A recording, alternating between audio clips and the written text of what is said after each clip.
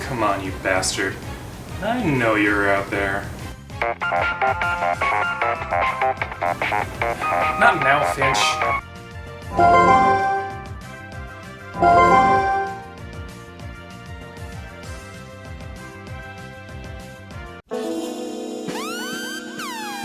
No f***ing way.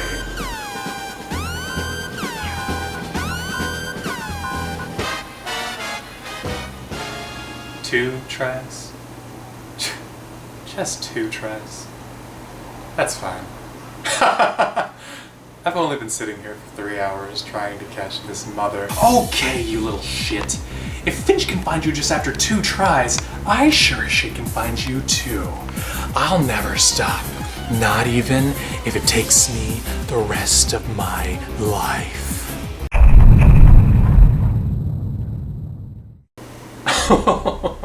You think I'm about to give up, don't you? Oh, I'll never stop. Not even if it kills me.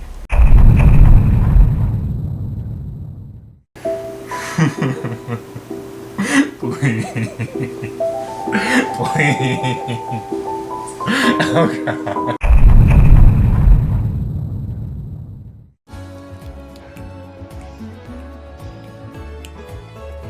Almost. Oh, come on.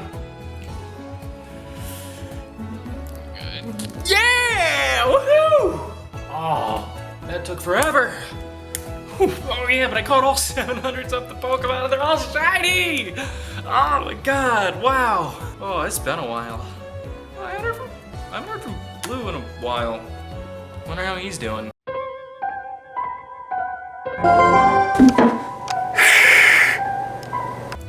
Hey man, just checking in. Haven't heard from you in a few days. Just wanted to make sure you're okay.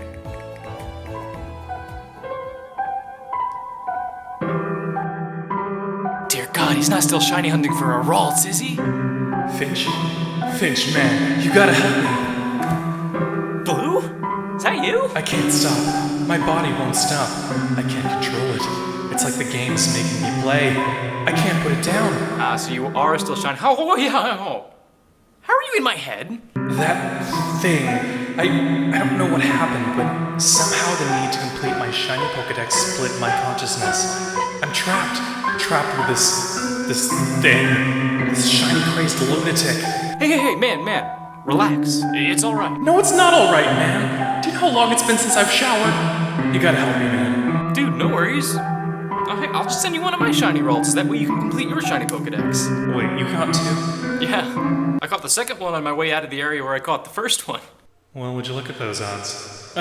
Anyway, you know that won't work. The challenge specifically called for all shinies to be caught on the same game. No trades. Whatever this being that's taken over my body is, it won't be sated until it's completed the shiny Pokedex. Yeah, I can't do much in the way of that. But while you're here, do you want to do Pokemon Horror Collab? How can you possibly think of doing a collab at a time like that? No, actually, that sounds like a good idea. Yeah. And hey, it'll pass the time while whatever's possessing you catches that last shiny Pokemon. And what are we calling it?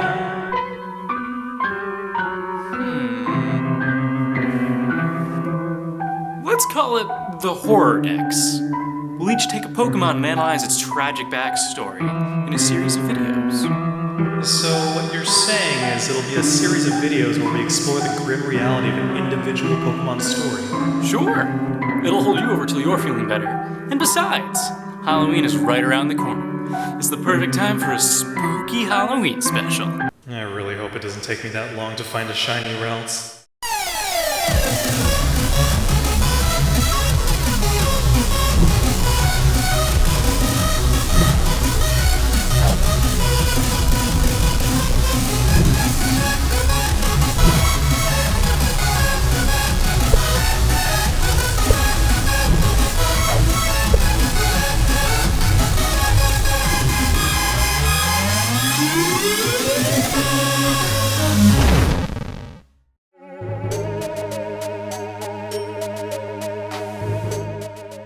Xatu is one of my favorite Gen 2 Pokemon. It's got a really cool typing of Psychic and Flying, and its name is so fun to say. I just wish its name worked as a word in Scrabble. Would have made all those times I had an X so much easier. But this is Halloween! There's no time for things that are not spoopy. So today, we will attempt to take a glimpse into the mind and tortured psyche of this majestical bird. Its PokeDex entry, or rather, HorrorDex Entry, says that it is known to stand still all day. It makes no noise, and it only communicates through moving its wings like Flag Semaphore, which is that telegraphy thing with two flags that you sometimes see in cartoons. It is said that the reason it stands still is because its psychic powers are so great that it can see visions of the past in its left eye, and it can foresee the future in its right. Because of this, it decides not to move out of the fear that the future it sees will come true. Damn, dude. That thought alone is terrifying enough to give me nightmares. But what could it possibly be seeing that would scare it into basically what amounts to paralysis? What horrors could this majestic being witness endlessly every day that would make it believe that the world is better off without moving? You know, those are really great questions, disembodied voice of blue. But I'm gonna have to ask you to hold those thoughts for just a few minutes. Man, that's what I've been wondering the most. I knew that PokeDex entry... HorrorDex entry by heart. Those are the questions I wanted to be answered the most. Don't worry, we'll get to that. But first, we have to ask the question, what would actually happen to a creature if all it did was stand still all day with minimal movements in between? Do we have to ask that? Just did. Oh, for the love of... Fine. What would happen to something if all it did was stand still all day? Well, experiments have been done on people where they lay down in bed, and that's it, for 2 months. Just as well, the effects of sitting for more than 12 hours a day are now becoming known. If you lay down and do not use your muscles in any capacity, your body basically atrophies. You will need physical therapy just to be able to walk again, and the effects on the human body are devastating. As for sitting down, that may produce similar results, but as studies conducted allowed free movement for at least 12 hours of the day, you probably know somebody like this. It's basically what you do all day if you're a computer nerd, gamer, programmer, or basically anything like me. Your muscle mass will decrease, but the worst problems will be the underlying heart conditions and weight issues. At worst, you could lose up to 7 years of your life. Damn. But while these two comparisons are nice, standing all day really isn't as bad as you'd think. It's not the best thing for you, as your muscles do need rest, and you really should be working your other muscles through daily activities as well, but out of standing, sitting, and lying down, standing is the best one for you. So, Xatu's legs are probably decently strong to support him all day long. Unrelated, they're probably delicious. Oh, I really shouldn't write when I'm hungry. Oh, well, you go get food then. I think I can handle this next part while you're away. You sure? Thanks, man. Not a problem, dude. Fried chicken, here I come. Based on what Finch just said, because Xatu moves very rarely, it probably doesn't need to consume many calories per day, so it may only need to feed every few days. Because this feeding would be very uncommon, it is likely to assume people just wouldn't see it doing so, and so we just assume it does nothing but stand there all day. Every other part of its body besides its legs will probably be quite weak though, and seeing as birds are fragile creatures as it is, this would most likely make its fear of moving all the more real. You're probably right. Wow, you're back quick. I don't mess around when it comes to fried chicken. Seems like you don't chew either. Hey! So, it seems we've established that Xatu can stand around doing nothing for most of the day. But what exactly is it seeing? I think we can answer that one too. Does anyone remember a little game called Pokemon Diamond? No? Oh, well, what about Pokemon Pearl? Platinum? Nah, you guys are just messing with me. Get out of here, you bastards. In the 4th generation of Pokemon, we learn about the Creation Trio, Dialga, the Lord of Time, Palkia, the Lord of Space, and Giratina. He's just Satan. He was banished to the distortion world. We could only see him in mirrors and lakes now. This is pretty sad, actually. I propose that Dialga saw how brilliant the Xatu line of evolution was. In his many PokeDex entries, it does list Xatu as being a wise Pokemon. So it's possible Dialga saw this and wanted to give the gift of future knowledge to Xatu. And I believe it's at this point that Xatu gained the ability to see into the far gone past, as well as the distant future. Now, why do I think Dialga had something to do with this? Well, Dialga is the master of time. He's akin to what is like a god or high angel of this universe.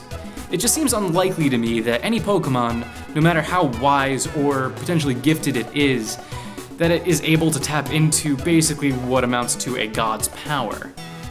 But even if Dialga didn't physically give this gift to Xatu, I do believe it has some hand into why Xatu is so afraid. Why is this, you ask? Well, I don't believe that Xatu is seeing one future. I believe that Xatu is seeing all futures. Wait, are you implying what I think you're implying? Oh, yes, indeedy dandy, I am. Wait. Let me take a guess. There is a theory in the scientific community called the many worlds theory, and it states that all possibilities and outcomes are as equally true as any other scenario. Basically, all realities exist on separate timelines, but exist parallel to each other. Yeah, that's right. I'm talking about parallel universes, and in these universes, there's both a universe where you crossed the street safely and made it to work on time, as well as a universe where you were hit by a car speeding through the intersection. Scary stuff if you ask me, especially since you have no way of knowing if you're simply a part of one universe bound by what basically amounts to destiny with one of these many outcomes already picked for you. Or if you are living a mixture of these universes, choosing which universe you are part of by freely making choices. Wow, that's some real theoretical stuff right there. And you're right. I propose that this theory is true for the Pokemon world. This is how I believe Dialga organized space and time, allowing Xatu a glimpse into the fabric of how this system works. And now, imagine for a moment that this is all true.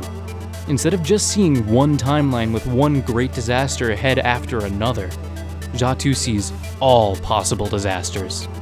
Every tiny little thing that could lead to death, sadness, and pain is seen by this poor creature. Not only in the future, but in the past as well. It might also see everything that could have gone wrong with the past, and it sees that the universe is just as fragile as it itself is. Think about it. Yes, any disaster would be mentally scarring to endure or even to witness, but this would at least give the very wise Xatu time to move, because unless the disaster Xatu sees is imminent, there's no reason not to move, right? Well, unless they're chronic fraidy cats, the spookies at the nearest sign of something moving. Oh. Wait, they might actually be that afraid. Natu is exactly like that. It is possible that it retained that easily spooked personality when it evolved, well then. Either way though, imagine you were able to see everything about the past, present, and future. The good, the bad, and the horrific. Every choice, every consequence, every outcome. Being a fragile creature, not moving might seem like the best choice for Xatu's survival. Hey, this sounds oddly familiar to something a computer program did. Way back in the 2010s, there was a— Dude, what the hell are you doing? What? Does no one know what theme I'm parodying? No. Ah, dang it. Well, anyway. In 2013, computer programmer Tom Murphy created a program that plays NES games and uses trial and error to figure out the best and easiest ways to beat each game. The program is designed to win, not to lose. It could pull off amazing tricks, exploit glitches in the game that no one could have possibly known about or successfully done on their own. It can beat any NES game. Well, almost any game. When it comes to Tetris, the game that never ends, you have to lose at some point. You do get a high score, but you still lose in the grand scheme of things, and for the computer, bragging rights just weren't enough. Right when it was about to lose, it paused the game. It had kept the game paused. Forever. If the game isn't being played, then you can't lose, right? Well, yes, but you can't win either. Correct. I assume that Xatu has a similar thought pattern to the computer program. Xatu is, if nothing else, as smart as any computer that can learn from all past mistakes, and with incredible abilities, see incoming future mistakes. And, like Tetris, the game of life cannot be won. You may achieve some high score in the form of experiences or recognition, but in the end, we all lose. We all die. Xatu does here what the NES Playing Computer did in Tetris. Nothing. Both decided that the risk of playing and losing was too scary, too risky. And I can completely understand why Xatu feels this way. Gaining all of the knowledge of what could happen to you, to everyone, to the universe, could easily scare you into submission.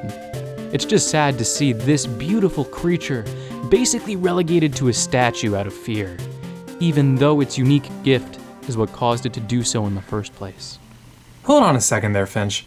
Not all Xatu are like this. While it seems they have adapted over time to remain still for long periods of time, not all are frozen because of fear. Take the Xatu from Pokemon Mystery Dungeon Blue Rescue Team, for example. While still remaining stationary, it actually uses its gift to help the player understand his or her role in life and the game, and it helps to prepare the player for the tasks ahead. It may or may not be afraid of what's ahead, but what makes this Xatu so different is that it accepts risk.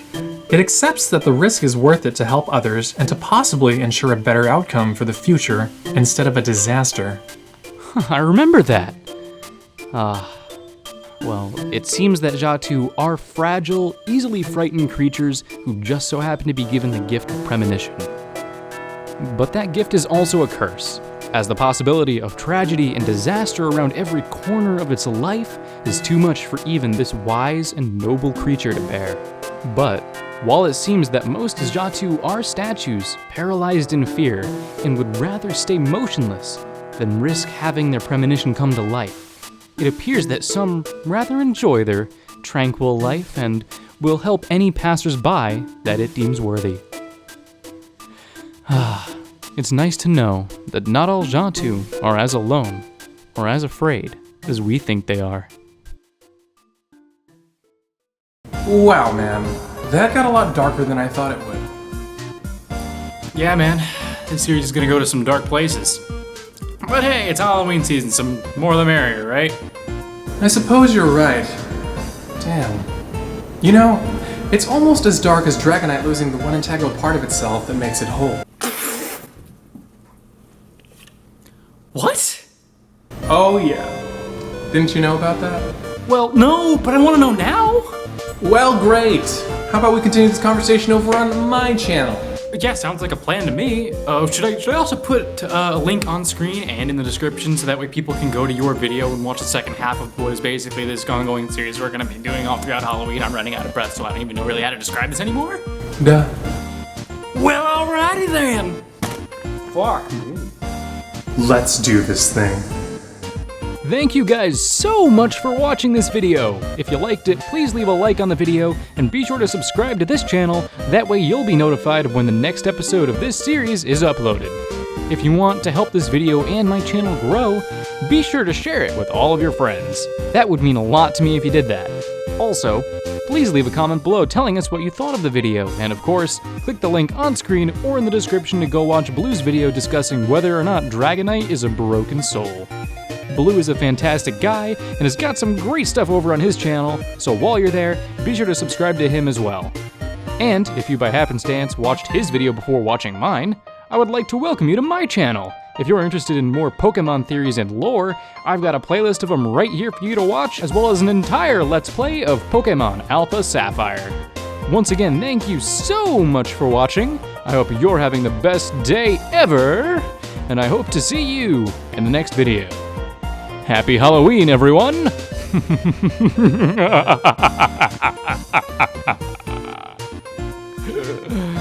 I really need to work on my evil laugh.